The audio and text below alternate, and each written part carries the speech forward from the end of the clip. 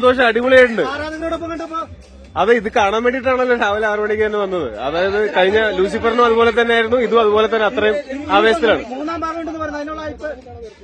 തീർച്ചയായിട്ടും വെയിറ്റിംഗ് ആണ്, അതിനും വെയിറ്റിംഗ് ആണ്. പൃഥ്വിരാജ് വേറെ ലെവല്.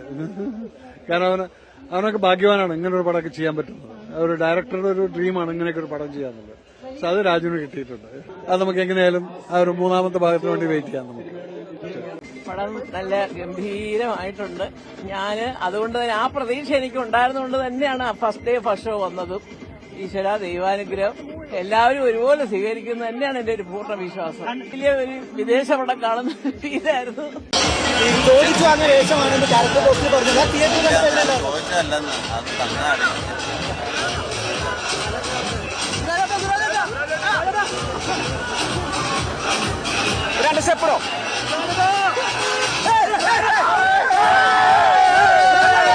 അടിപൊളി.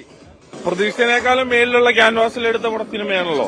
എല്ലാ തിയേറ്ററുകളും, മജോറിറ്റി എല്ലാ തിയേറ്ററുകളും 1 വീക്കിന് അഡ്വാൻസ് ബുക്ക് ചെയ്തേക്കുവാണല്ലോ. അപ്പൊ അത് അത്രയും ഹൈപ്പും എക്സ്പെക്ടേഷൻ ഉള്ള സിനിമകൾക്കാണല്ലോ. ഇപ്പൊ ഇവിടെ ഇന്നുവരെ സംഭവിക്കാത്ത ഒരു സംഭവമാണല്ലോ സംഭവിച്ചേക്കുന്നത്. വലിയ ക്യാൻവാസിൽ എടുക്കാൻ പറ്റുന്ന ഒരു സിനിമയാണ്. പൃഥ്വിരാജ് പോലെയുള്ള നെയിമുള്ള ഒരാൾക്കേ ഉള്ളൂ ഇത്രയും വലിയ ക്യാൻവാസിൽ സിനിമ മലയാളത്തിൽ ചെയ്യാനായിട്ട് പറ്റുള്ളൂ.